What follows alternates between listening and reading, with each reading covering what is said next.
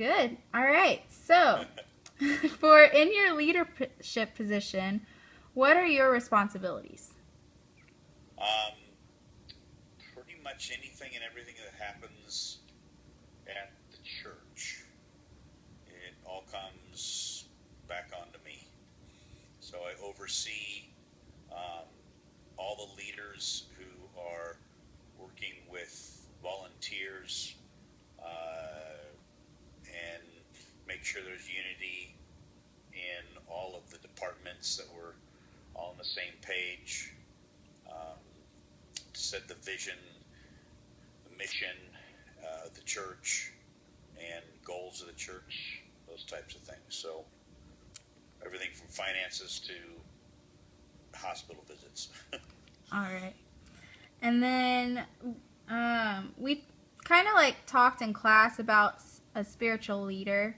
How would you define what, just hearing that term, spiritual leader, how would you define that? I think a spiritual leader is best. Uh, the best example of spiritual leader is, well, of course, Jesus, but he led by serving. Mm-hmm. And if you're going to teach people to be servants of Christ, you need to be an example of that, what it means to serve. It is sometimes difficult, though, to have that balance between leading people and serving them. Mm-hmm. Uh, but for me, the best example, because one of my life verses that is if you want to be, you know, greatest, you got to be the servant of all. So to me, that's what spiritual leadership is: All right. serving others. And well, I guess you kind of said that. How do you believe you are a spiritual leader and it serving others is. Yeah. Yeah. Yeah, definitely. All right. And then what has been your hardest task as a leader? For me, it comes down to my strengths and weaknesses. My most difficult tasks are organizational, as far as structure, paperwork, the day to day. I'm a people person. I allow myself to get easily interrupted with visitors in the office and phone calls and lunch appointments, and I want to spend time with people rather than doing paperwork. And so for that is definitely my hardest task that I have to be disciplined in. All right. And then what do you believe others look to you as a leader? What do they look to me? What do they look to you for as a leader? Oh, man. It all depends on the person's season of life. I think the seasons of life that people go through are often that which dictates what it is they need. Everything from people in our church who are grandparents now raising grandbabies in their home to teenagers that are going through, stuff with their parents, and so it depends on the season. But overall, people kind of want to know, Pastor, what does God think? What does the Bible say about this, or what is the best way to live this situation that in a way that pleases God? And that's probably the number one thing people want to know. How can I best live in this season of my life in a manner that pleases God? Mm-hmm. Nice. All right. Who are your leaders? I have a couple men in my life that are accountability men for me. Do you need names? Is that what you need?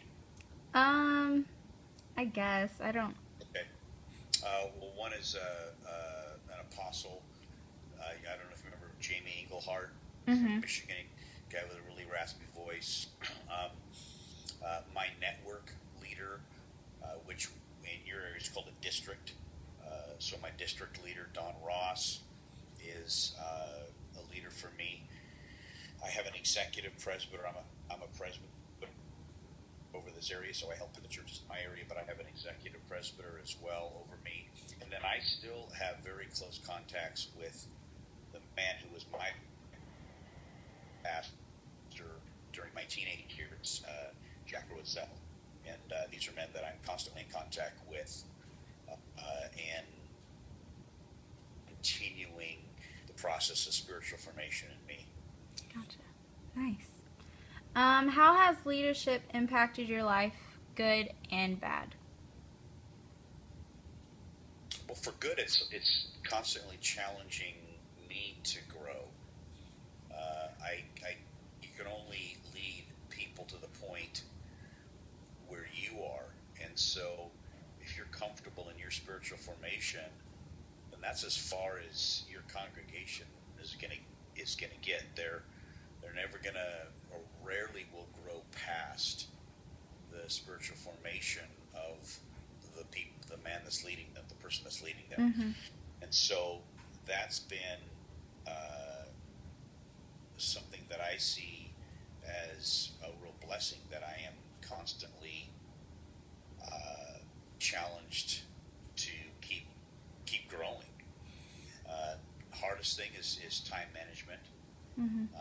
family, balancing family, and really, well, I'll be real candid, probably really personally living the same advice that I give other people. It's one thing, especially when I was a youth pastor, you'd tell people, parents that come to you with problems with their kids, and they'd be like, oh, I got this problem, this problem, this problem. And as a youth pastor, you got all the answers. Then when you have teenagers, you're like, how come those answers don't work? So that living out of what it is, practicing what I'm preaching. Yeah. It's not discouraging, it's just challenging. Mm-hmm. So. And this will probably be the last question. What was the most unexpected thing you ran into when taking a leadership position? When I became the lead here, this is my first lead pastorate. I think you know that. I think the biggest surprise was the weight of everything. Mm-hmm. In youth ministry, I had my budget, I had my department, I had my group of people within the church family that I felt responsible for. But as lead, when I walk by the nursery and I don't think it's staffed enough, that's on me. Mm-hmm. When I